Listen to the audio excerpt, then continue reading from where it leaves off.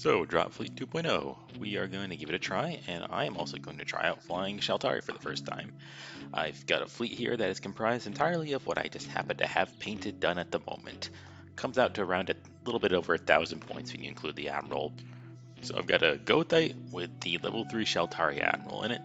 I've got 2 Emeralds, a Thresher, an Obsidian, 2 Jades, and a handful of Void Gate. New to the new version, you have Admiral abilities as well as secondary objectives that you pick when you are building your fleet. As the rules go, you actually build 2 fleets and choose between them depending on your scenario or whatever, but considering, like I said, this is just what I have, just running with one. I decided to pick Impel Mines for my choice ability just because it seemed the funniest one, and Gather Intel and Decapitate as my secondary objectives because and they are running a PHR fleet, which actually has some thought put into it because I have a pretty much full PHR fleet that they could choose from to build whatever. So they decided to focus a little bit on the fact that in the new version, groups are kind of what you want. You want to have a big group if possible, it seems like, and so they are going Frigate Swarm heavy. 4 Europas, 4 Pandoras, a couple Medeas for drop, 2 of the new Otera light cruisers, which are basically a Theseus, but instead of medium broadsides, you throw on some bombardment. And then 2 Ganymedes, so focusing on kind of bombardment in big groups. And then they had enough points that they just threw a Harbor Crates in there because they could fit it. They're also choosing their faction admiral. Again, we're doing that because it seems like it'd be more interesting than just doing a generic one. And for their chosen ability, they're going with elite ground forces. So I guess the idea here is that you can at least just get 1 battalion down, and then instead of having to have your drop hang around there, you can stack on more every round. For their secondary objectives, they're choosing the bombardment focused ones, which makes sense given the fleet construction. So, one of the big new features of the game is scenario generation. You roll on a bunch of tables for all the various aspects of a scenario and end up with a kind of unique scenario to run through. There is a set of standard ones to run if you want, but this seemed way more interesting, so we went through it, and I kind of like the system and all. There's some little things where it's like this is clearly not a competitively designed scenario, so it says if you roll like a 5 or a 6 on this table, just re-roll if you're being competitive essentially, which is a nice little touch. And this is what our table ended up looking like at the end of that. So first thing you roll is your deployment, and we decided Shaltari would be blue, PHR would be red, and we ended up with an attacker-defender scenario, so a little bit asymmetrical. Next up is approach, so this is how your fleet actually deploys into that area that you just rolled on. And we ended up with another asymmetrical one, where here PHR is close, which means that things activate off the board and then move on the edge. And here Shaltari is directly deploy, so I can now deploy everything immediately on the table up to 12 inches up the board and onto layout. So this defines how you actually put your drop sites, such as cities and stations, as well as terrain features like micrometeor clouds and a large object in this particular one. So I got myself a moon, some stations, it's a pretty varied thing. Actually laying out the micrometeor clouds, we didn't put too much thought into it. We just like, alright, block between those 2 drop site cities and just throw the other ones whatever. And so objectives are up next. We rolled the simplest result on the table, which is going to be standard scoring and kill some stuff. Standard scoring is the usual hold a cluster by dropping troops on it, control contested for points, score on rounds 4 and 6. Most of the variants have that included, and you could always just run that kind of scoring. But some of the variants will be something else specific, like there's one called Breakthrough, where you don't have standard scoring and you're trying to fly off the board, while your opponent is trying to kill as much as possible to stop you from doing that. So this one is, I don't think it's going to change too much. We're still encouraged to kill each other. It's just we're a little more incentivized to do it. And the last table we roll on is the variant table. This one can be pretty drastic in terms of what it does. For example, there is one result called the Expansive Atmosphere, where strike carriers can now drop their dropships from orbit actually. But ships, if they take max thrust orders and I think course change, they actually take damage because there's too much drag up there. There's another one where cities get replaced entirely with space stations. Now you've got an orbital complex. Ours, not as drastic. We add some comm stations to two of these cities. There's no large cities here, so we didn't get the orbital fence gun of the power plant. So it wasn't a huge change, but it might be a bit interesting. The comm stations, what they do now is if you hold them, you get an extra admiral point. And one other thing to comment on. I'm not going to go over every single rules change here. I'm not going to do like a complete review of Dropfleet 2.0 or whatever. I just want to run through a game and send up the video for that. But I do want to comment on real quick is that I have commercial, industrial, and the New York sector tokens here. They're there just to be pretty. I just want to make the cities look more like cities. They have no game rules whatsoever anymore. The features, like the comm station, do have rules, and so that's why they've got the nice little painted rim on them. But everything else there, just pretty. So now, looking over what we've got here, I think that I should have absolutely no problem instantly getting 3 VP right off the bat, because I can deploy my cruisers pretty much directly on top of the drop sites, do the 3 scans for the gather intel objective, bam, 3 VP right off the bat. In terms of the actual fleets themselves, I'm pretty sure theirs is better than mine. I don't really know though, because again, this is the first time I have ever played Shaltari. I could completely screw this up because I don't really know how to handle the shields, the void gates. We'll find out. And we're on to round 1. I deploy everything except the Jades to the board directly. I have my cruisers positioned to get my surveys off round 1, which is nice. And the other thing that's good for me is that because I have my admiral on the board and they don't have theirs, I get my full admiral point generation for this round 1, whereas they only get the default 1. They do, however, get the initiative. But first, as per the secondary objective rules, PHR has to announce what their target is for their bombardment-based objectives. And seen here in future potential PHR Cyborgo Vision is what they plan to do. And the first activation of the game is a Medea flying on under the General Quarters command and just dropping off a battalion on the nearby station. And my first activation is one of my groups of 3 void gates. They go under silent running and can immediately enter atmosphere because there's no longer the high-low atmosphere step process. You can just drop from orbit in atmosphere if you so desire. Their other Medea goes. Same thing, but this time it's heading towards the top of the board instead of the bottom side. And we continue our back and forth of activating basic drop ships. But guess what? Do you remember max thrust plus immediately entering atmosphere void gates from version 1? Well, they're back! I don't see anything in the rules that says you can't do this, and thanks to the fact that I have my 12-inch deployment zone, I'm able to get those things half up the board turn 1. They do take 2 spikes, but I am able to enter atmosphere because in the previous edition, you had to be able to turn to drop an orbital layer, and I don't see any restrictions in the rules now for that, so there they go. And I'm immediately punished for my hubris.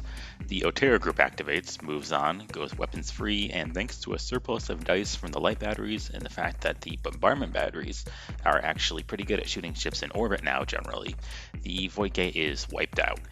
I try using shields, which interestingly enough, now that spikes apply to groups, actually means my other 2 void gates in that group get a spike. And because I have a surplus of admiral points, I also try reroll because I got 2 damage and I was hoping to shave it down, but wasn't enough and the void gate's out. First blood. I decided to get some boots on the ground now and activate the emerald at the top of the board and deploy a bunch of battalions. This is the first time using a void gate chain deployment and it's pretty satisfying, I think. I put one on the comm specifically. You can drop in either the site itself or a feature, and because I'm holding the feature, I'll get an extra AP point next round. I wanted to put a battalion actually on the feature on their side of the table, but that void gate on the bottom was just a fraction of an inch out of range because I didn't dump it through the micrometeor field, which was the most direct path to that drop site. So, oh well. Pandora's attempt to take advantage of the extra spike from the shield and fire off at one of the void gates, but they don't manage to get anything through. Just 1 point of damage, which is saved. And I forgo any additional dropping from the other emerald in order to get a VP by doing a scan on the central station. The Ganymede with their admiral in it moves onto the board on the bottom side towards their medium city and comm station on silent running, hoping probably to drop next turn. My Thresher also foregoes doing any dropping in favor of a survey, getting me my second VP. Their other Ganymede shoots up the top of the board under max thrusts. Guessing they're going to drop next turn, and then the turn after that start bombarding the target drop site on my side with my comm sector. So now I take a commanding lead thanks to gather intel with my Obsidian getting the third and final VP for that objective. The Harper Crates also moves up in support of the Admiral Ganymede, stays under silent running as well. And for my final activation, I do the Gothite and send it up to the top of the board, because it seems like that's where most of the fighting is going to be happening. I send out 2 fighters because I think it'll be worth trying out the kinetic rerolls that come with them now, and I also spend 2 AP to drop an impel mine near the top drop site there with the comm sector. I don't think things will actually get that close to it, but I'm just going to be dropping it every turn if I can, because I want to see if they do anything. Europas move on under general quarters and are able to just angle a shot at one of the void gates, and they do manage to get 1 damage through. And the asset phase is uneventful. There's no battalion combat happening. One of the fighters I move up a little bit farther. They have 12-inch thrusts, so very nice bubbles for the kinetic reroll, but I figured it'd be good to have one a little farther ahead. The PHR used their only admiral point on elite ground forces and get 2 more battalions into the station. I'm left over with 1 admiral point, and admiral points don't care, we're round around, so that was a bit of a waste. Probably could have used it on a reroll, but meh.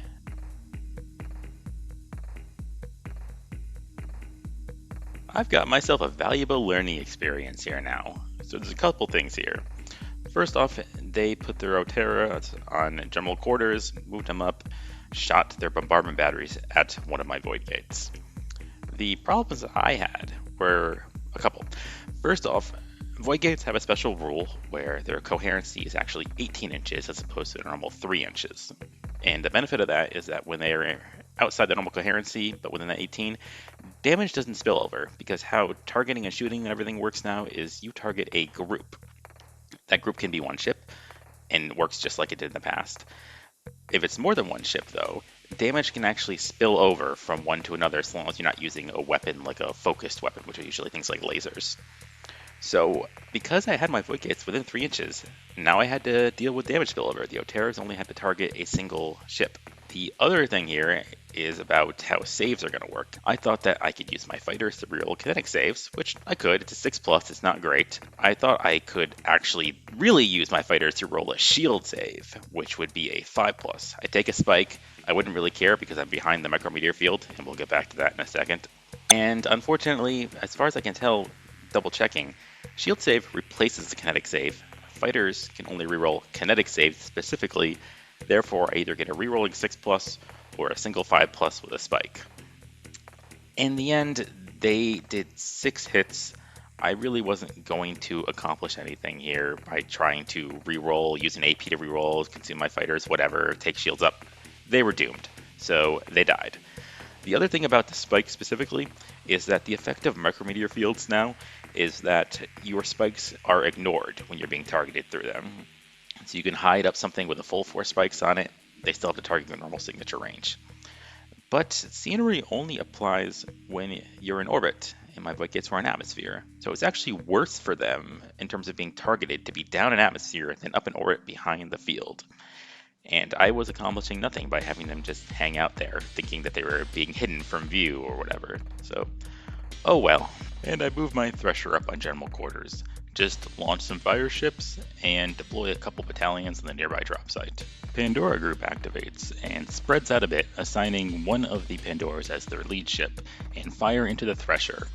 The Thresher has a surprisingly beefy energy save of 3+, and so even with a little bit of armor reduction from the burn through, it only takes 2 damage and 2 spikes. While I'm out of range of the silent running admiral containing Ganymede, I am able to get to the Harper Crates just into range by sending my Obsidian right through the micrometeor field.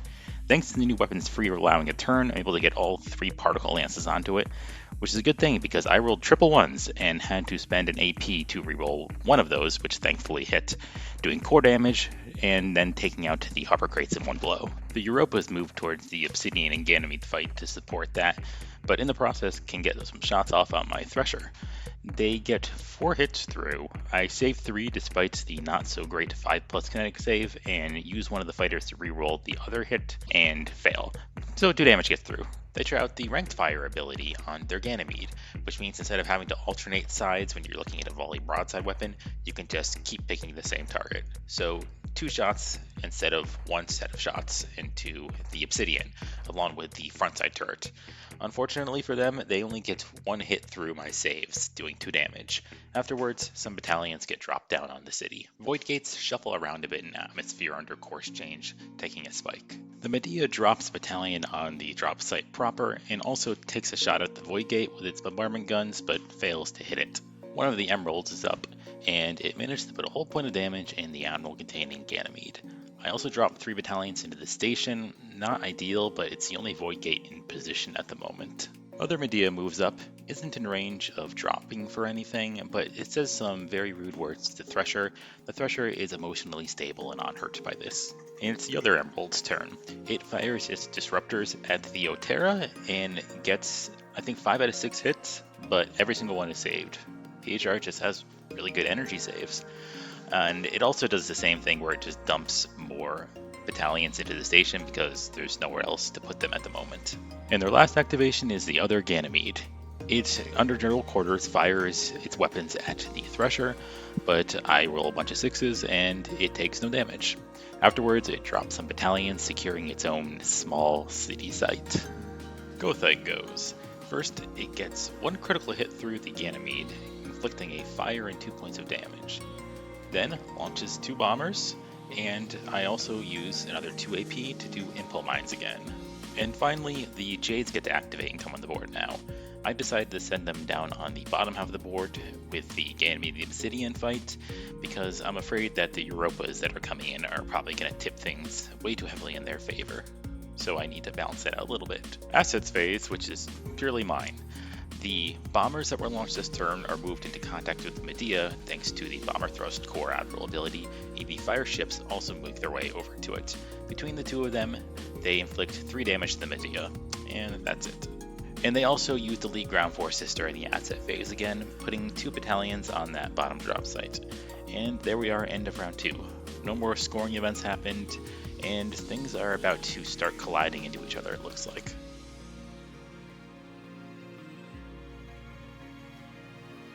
At the start of the phase, I used the Overclock Gates ability on one of the Void Gates. I only have 1 battalion on there, and I'm worried that with the Medea and the Ganymede down there, they might be able to easily capture that, so I want to try to boost up its strength a little bit. I decide to let the Thresher loose for my first activation. Right now, all the various bombardment ships that are starting to converge onto that target drop site are my priority target. So I move to get a bunch of boarders into that Ganymede to hopefully have it burn down and get captured by the end of the round. So I've also inflicted a point of damage with close action weapons, drop 2 battalions onto the nearby drop site, and launch 3 fire ships. The Europas go weapons free on my Emerald and the Obsidian, and completely annihilate the Emerald, doing something like 14 out of 16 potential damage. Trying to do a reroll wouldn't even matter at that point. So down it goes. The Obsidian fares far better, only taking 1 hit of 2 damage, just above the crippling threshold. My Obsidian is looking for some revenge and targets their Admiral in the Ganymede. I'm able to go weapons free on it and roll Snake Eyes and a critical. I spend an AP rerolling 1 into another critical. They try their backup saves, and hoping really not to get crippled themselves, try a reroll on that as well, and fail it. End result, they get 6 damage through, and they're crippled with another fire on them, meaning both Ganymedes are ablaze. And the bombardment begins on my drop site as the Medea moves in position and takes the first shots. It misses and doesn't inflict any damage. It does drop a battalion onto my comm sector. The idea was that, they're going to remove 1-1, and then I won't get my bonus AP next round because I don't have any other drop around the area. But the actual rule is that if you have battalions on the drop site, they can take part in the combat on the feature itself. So, and then result is just going to be -1 battalion on the drop site. Jades get their first shots in on one of the Europas, inflicting 4 core damage. The backup save for being a group doesn't help. The Pandoras spend quite a bit of time trying to figure out a way to get shots into the Thresher while maintaining coherency so that they could do it. There's probably some way with course change and whatever that they could have, but after a while, they just gave up and decided to shoot at my Emerald instead. They got 5 damage through, and between the flash and the shield saves I used on it, it was probably daylight down in the city below. I put my void gates on silent running and moved them around a little. The bottom 2 are now in range of their drop sites, and the one on top is just there maintaining the link. Their Ganymede has a decently productive turn. It moves into drop range of the comm sector site, goes weapons free, and uses the 3 AP ranked fire ability again, dumping all of those medium caliber shots into the Emerald. They managed to get 2 damage through thanks to a good fighter reroll, blocking one of the 2 hits that went through. It cripples the Emerald though, putting scanners offline, which isn't too bad for an Emerald. I was worried about not being able to launch or something like that. Then the drop site is bombarded, only 1 damage gets through, and 2 battalions get put down onto the drop site proper. And the Gothite makes an attempt at downing the Ganymede. It does 4 damage from 2 criticals with its cannons, causing 2 more fires, meaning 3 in total. That triggers a crippling, which does an additional point of damage. So the Ganymede is now limping along with 3 fires, 6 hordes of Pungari. It's crippled, it has 4 damage remaining, and I think the lucky ones are the ones who just went down on the bulk landers prior to this. I also launched 2 bombers, and because I think it's amusing, I'm still just doing impel mines. I don't know if they're going to accomplish anything. I'm kind of hoping when the Otera come in, it makes them spin around a bit. It's the bombardment, it's front, side, rear. I don't know, maybe they'll run to the moon or something. The Admiral Ganymede undergoes damage control, negating the 1 point of damage from the fire with the point of damage that is repaired. And it will be able to roll a bit better when the chances come for repairing the fire at the end of the round. So I move the Emerald directly ahead on general quarters, shedding 2 spikes, right up to the edge of the micrometeorite field. What my hope is going to happen is that next round the Pandoras will overshoot it just like they did with the Thresher, and that this round the Oteras, which are the only thing left to activate, have their light calibers just bounce off my shields or whatever. I also launch some battalions through the Void Gate chain down the other side of the table. I put 1 on the city where it's not going to accomplish much, and the other 2 get put through the overcharged or overclocked Void Gate to bolster that drop site a little bit. I couldn't believe it actually worked. It was not likely at all. I didn't take it too seriously, and my opponent did not respect the mines either. And unfortunately for them, they both hit that bottom Otera, did 2 criticals, and I was able to move them about almost 90 degrees up to face the moon. The one on top, I'm pretty sure, is not going to be able to avoid crashing into the moon. The one on the bottom should be okay, but it's going to have to just make a sharp turn to do so.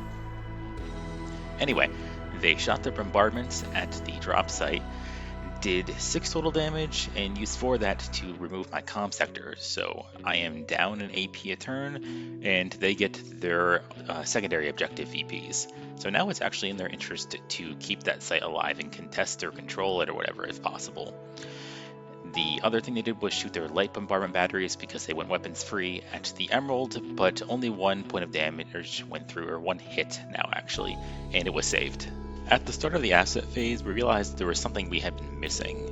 When battalions are on a drop site, be it a city or a space station, if that drop site takes a point of damage, that many battalions from every player are removed. So this heavily contested one, we just took away all the battalions because we're sure that it's taken enough bombardment hits to just wipe those out. Actual battalion combat happens now, and they secure their drop sites and add an extra battalion from elite ground forces. Boarding actions now. I've got 6 boarding pods worth of Pungari hordes rampaging around the Ganymede with 4 points of damage left on it. It does make one of its core saves, but that isn't enough to save it. So from doing all that damage, I actually capture it now. What that does is I don't actually get to use the ship or anything. It's taken off the board as if it was destroyed, but it is worth double the kill point value, which is relevant for the attrition objective that we rolled on. Bombers and fire ships go after the damaged Otera, inflicting 3 damage and resulting in a crippling with defenses offline. Unfortunately for me, because they're in a formation, they actually ignore a couple of the crippling results, one of which being the defense systems offline result. They also ignore the navigational offline one.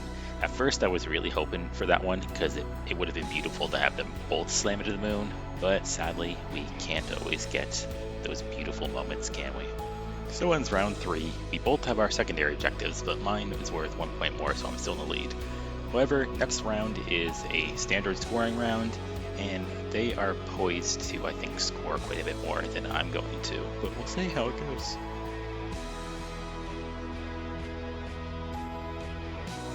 I activate my Thresher first because I'm worried that I'm going to have nothing in range to board with Pungari buddies, and so I do so. The close action weapons don't accomplish anything, and I also drop some battalions, launch some fighter ships. I also spend 2 AP overclocking one of my gates. Now that we realize how the rules for damaging drop sites and subsequent battalion removal works, the Pandora's gone directly for the large station on my side.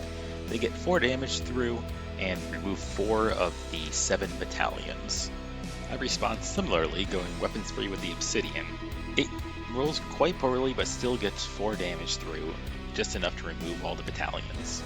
And then, unfortunately for me, the Ganymede is successful in bombarding away all of my battalions on my small city. It also fires the broadside at a Jade doing 2 damage, and lands 4 of its own battalions, claiming that site for themselves. I shuffle my Void Gates to try to get into better positions for claiming some stuff later. I thought my Void Gate would be safe despite not being an atmosphere anymore, because the Europas actually don't have the new, better broadside arc. Their weapons are still side, left, and right, but they're still able to get a shot off on it. They decide to prioritize killing that and stopping any Void Gate network stuff over finishing off that Obsidian. But they roll incredibly poorly, only landing a single hit despite firing 8 shots into it, which I save with the 6+ kinetic save, which great for me, but the other side of the broadsides go to my Jade, which they easily destroy. I'm not able to draw a bead on anything with the cannons on my Gothite, so I just move it straight ahead, launch some bombers, and to keep up the tradition, another Impel mine goes down on the Oteras. One of the Medeas climbs out of atmosphere and starts swinging around on course change. My Emerald, still with scanners offline, although that's not really relevant, moves to the micrometeor field and shrugs off the hits with no problem. Then I launch 2 battalions on that top large drop site through the overclocked gate, and drop another battalion on the Void Gate at the bottom on the small city, because there's nowhere else that I can put a battalion at the moment, so might as well. The other Medea attempts to clear out one of my battalions with some bombardment, but fails to damage the drop site. They do drop a battalion of their own down though. My Jade moves in for the kill on the damaged Europa, and they can't put it off any longer. The Otera activate, and it's just as wonderful as I thought it would be. I'm pretty sure I never have to play Shaltari again because I have lived the dream. The surviving Otera spends an AP to get rid of the defense offline token, and it is hit by the Impel mine, and that scores a crit. It doesn't take any damage, but I didn't realize this until I reread the rules. You just have to score a critical hit. You don't actually have to succeed at damaging the ship. So while it was going to open fire on that Void Gate and easily blow it out of the sky, I turned it just so it was out of the broadside arc. Instead, they fired at the station off on the top, removing 1 battalion, and at the Thresher a little off screen without accomplishing anything. Asset phase. You're supposed to do the battalion combat first, but we accidentally did boarding action in flight assets, but it doesn't really matter. The bombers do 2 damage to the Otera, the fire ships do 3 to a Pandora, and then the Pungari capture the Pandora they're on, which actually breaks the coherency of the group as well, which is nice. And for the battalion combat, they use elite ground forces once more, but only get 1 battalion. So that means on that large drop site down there, no one controls it. And now round 4 scoring. I get 4 VP for holding the large station, and they get 7 VP for holding 3 drop sites. That lets them pull into the lead, up by 2 VP with 7 versus 9.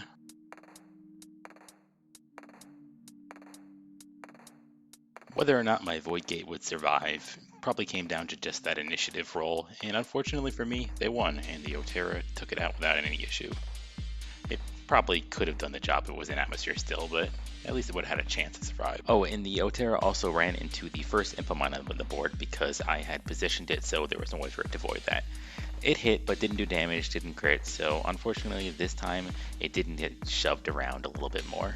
I moved my Void Gates under silent running. The Europas opened fire on my Obsidian.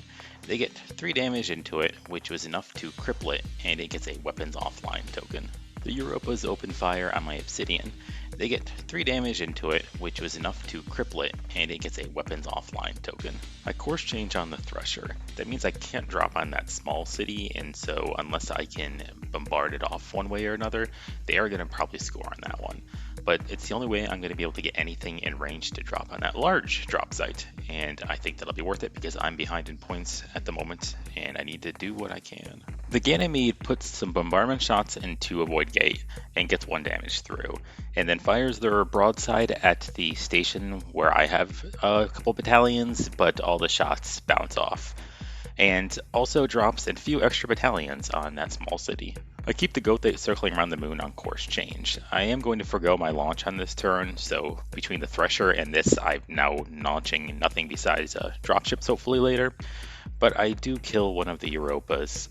It does have a crippling fire effect, but that only impacts a damaged ship, and I've destroyed that. The Pandoras reform in coherency and fire on my space station. They do 6 damage and thus eliminate my battalions from the station. Jade takes a shot at the Medea, inflicting 2 damage. The Obsidian goes up on silent running and suggests a game of chicken to the Gothite, which politely declines. At first I wanted to do damage control to clear out that weapon's disabled, but I thought silent running was going to end up being better because assuming I can fix it this round, it'll let me get a Hail Mary shot off on that one battalion up there in the small city. We'll see how it goes. And the Medea secures the medium city drop site. Have I called it the large city drop site before? Whatever, the larger city drop site with a battalion. And my last activation is the Emerald, moves up on standard orders, puts 2 battalions through the overclocked Void Gate. Asset phase is simple this time. No launch assets, no battalion combat or boarding actions, just one more battalion gets added on to the medium city site with elite ground forces. And at the end of the round, I use a reroll to get the weapons offline repaired on my Obsidian. The scanners offline on my Emerald is still sticking around though.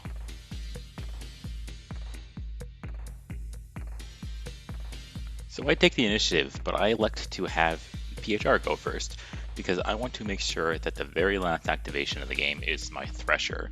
It's going to be very close on that drop site, and I don't want to risk it being lost due to last minute bombardment on any battalions I put down. Gothite is up, and it does 2 damage to the Medea, inflicting a fire as well. Also launches 2 bombers. Ganymede plants a flag on the large station. It also fires both the bombardment and broadsides at the Void Gate off screen, but they all miss. I go weapons free on the Obsidian, and I actually get 1 core hit through, so that's enough to wipe out that battalion, and now no one has that drop site under control. The Medea has the most uneventful turn possible. It undergoes damage control, getting a point from the repair, losing a point from the fire, and staying perfectly still. My Medea can't quite do the job on the Medea. The minimum thrust means it overshoots it, and I can't really get an angle with a front narrow weapon any other way. So I just move ahead and put 2 points of core damage into a Europa because it's there. Pandoras are a dead activation. They just fly up and take in the scenery. Void Gates go. The one that is near my Emerald just stays within range of the station. The one on the other side moves up into orbit and just into drop range of the large station that they control. I'm not going to be able to do anything except take away 1 battalion when I drop my own on there, but why not? And the Medea puts 1 more battalion down on the medium drop site. Very unfortunately for me, I forget that you can't launch on course change, so I don't have any way to get my Emerald in the 18-inch range it needs for the Void Gate on the other side of the table, and I cannot pointlessly drop a battalion over there. Instead, I just put 1 into the large station right there and secure it for myself. And time for the final activation for PHR. They get the Otera just in position to try to cripple my Thresher. They're hoping to get some kind of crippling effect that will stop me from launching or moving, so 9, 10, or 11 on the table is what they need. They spend 3 AP in a ranked fire to fire the light broadsides twice, and they spend 1 AP in a reroll because they were just 1 hit short of potentially crippling me. And they do get the 3 damage to the Thresher, they do cripple it. And they do get weapons offline. I spend an AP to reroll and get defense systems offline instead. So I am still good and able to launch on next activation. I get incredibly lucky with my bombarding with the terrible close action weapons the Thresher has as its only normal weapon type, and get 2 damage through, destroying 2 battalions. And with the 2 that I can put down, that gives me superiority over the drop site, at least for now. I also launched 3 fire ships, and I was really hoping to put some boarding pods into that strike carrier. I'd have to drop down to atmosphere to do that, but you can do that as far as I can tell. Unfortunately, it's just a little bit out of range. Asset phase. The only battalion combat is under that medium drop site that's being contested right now. They try to reinforce with elite ground forces using their last AP. I use my last 3 AP on espionage to cancel it. Then they fight, I have 2 versus their 1, so I now control the medium drop site. Additionally, my fire ships do 2 damage to the Otera, which is meaningless, and the bombers take out the Medea. And that's a wrap. In the round 6 standard scoring, 7 VP for me, and 9 VP for them. Summing up all the VPs, they scored 5 more points standard scoring than I did because of their better board control on round 4. We both scored our secondaries, but mine was worth 1 more than theirs. Attrition, they didn't kill enough to make it, thanks to the double points you get for capturing. Due to my Thresher capturing Ganymede and a Pandora, I crossed the threshold and get 2 VP. It's not enough to take me to victory though. 16 versus 18, close game, but PHR takes it. Alright, so some thoughts now. I'll say that first off, we had fun with this. We enjoyed the game overall. There was nothing that was really taking us out of it to a degree that it was like, this is shit, I don't want to play this anymore kind of thing. Nothing was fundamentally broken. That isn't to say there isn't quite a few things in the book that need some rephrasing, editing, whatever. I'm not going to focus on all the individual little specific things. I just want to touch a little bit on how it felt to play and what we liked or didn't like about it, or at least more what I liked and didn't like about it. Activation system. The alternating activations, it works perfectly fine. There's nothing really inherently wrong with it. I just prefer the old system. It was interesting.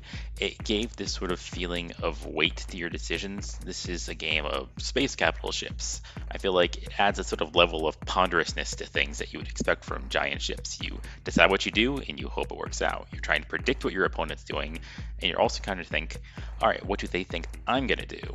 Sometimes the order you would stack your deck in might be obvious, and there's really no ideal play to otherwise, but there were still times where it was like, oh, I'm going to outplay them by doing this first. And that's a little bit lost. There is the idea that you can react more to your opponent, but I kind of liked almost not being able to and be like, shit, I didn't think this through, or I thought they were going to do this instead. And that's lost now. The increased toughness or decreased lethality, however you want to frame it, I like it. What I like about it in particular is that in the previous version, there were all these crippling effects that could do things to your ships. And just in practice, I found it never really mattered much, because by the time you were getting crippled, you were probably just going to be dying anyway. Rarely was there a status effect sticking around through multiple rounds. And we saw probably more crippling whatever effects in this game than I saw in multiple games of the previous version. I was also surprised at just how few things died, which is nice too, I suppose. You get to play with your stuff more. And we thought for sure that we were both going to get that attrition kill point objective, because it just seemed, from experience, something that was just going to happen. But only I got it, and it was only thanks to the capturing mechanic too, which is something else I like. I like all these little extra things that are here now, like the mines, the launch assets sticking around. It just freshens things up a little, and I think adds a lot more like ship abilities and stuff that can exist.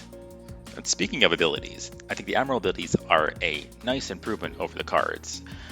I like that now you know exactly what your opponent theoretically could be doing, and you get to sort of customize your fleet a little bit by picking exactly what abilities you want on your Admiral, so you can flavor things. Like the Impel Mines that I had a great time with. It was nice that I was like, all right, I have a carrier that can use them. I'm going to get that because that's what my fleet is like now. I do think that they need to go back to what the cards had, where it had an explicit timing target effect, to be clear, because sometimes there's a little ambiguity there, but that goes back to just editing and rephrasing. Ground combat. It is entirely deterministic now, and I'm not a huge fan of that, but I think in terms of speed and ease of gameplay, it works completely fine, so it's okay. I'm probably one of the only people out there who actually kind of liked how it worked previously, because it felt a little more like you were, at least in a very macro scale, simulating that there's a drop zone battle happening down there. So you're gonna roll off against each other and have your things fight. You have armor and infantry. I felt like there's a lot they could have done to explore and tweak that to make it more interesting or complex or whatever, but by and large, people just weren't interested in that. And that's fine. If they just wanted the space combat game to focus primarily on space combat and sacrifice complexity on this one aspect of it, then okay. Oh, and yeah, scenarios. I think one of the big highlights for me is the scenario generation and all the variants that you can add and how you can just generate your own bespoke little scenario without having to sit down and really think about it yourself. You have a bunch of options and tables right there, and you can just roll on those and make something that you've probably never played before. I think it's really good because it encourages people to think outside of the standard basic, oh, I've got a couple clusters here for drop sites now. I've got to make my list of score on these. None of that. It makes you think a little differently, and I like that. So lastly, one of the stated design goals here was to streamline and speed up. I can't say for certain that that's true, not because I don't think it's true or I felt like it just wasn't the case at all, but just because of how we played and recorded this game. This whole video is a mixture of mid-game and post-game commentary. We do a thing, I take a picture, or either write a note or record a comment, depending on if I got a second or not. And we're not playing as if we're just casually actually playing the game normally. It felt like it probably would be faster. You have ships stick around longer, so the end of the game has more decisions happening probably because of that. But stuff like, yeah, the ground combat, it's a lot faster. I think, yeah, I don't know. I think it would be just how it felt, but I can't say because this was not a time study or anything like that. Anyway, we had fun. I hope that this video gave you a rough idea of how the game works or illustrated some interesting things. I still think the Impel Mines shoving the Otera into the moon is probably the highlight of playing Dropfleet I've had, because people always talk about that as a hypothetical, and it happened. It was great. I don't think my opponent is going to disrespect my wonderful little mines anymore. So yeah, have a good one.